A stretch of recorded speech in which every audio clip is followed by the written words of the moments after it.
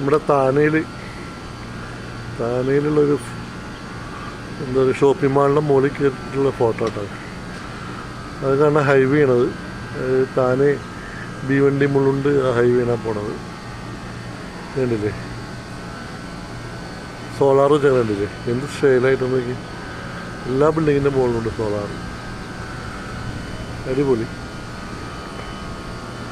കണ്ടില്ലേ സൂപ്പർബ്. ഒക്കെ നല്ല ഹൈലൈറ്റ് ബിൽഡിങ്ങുകളാണ്.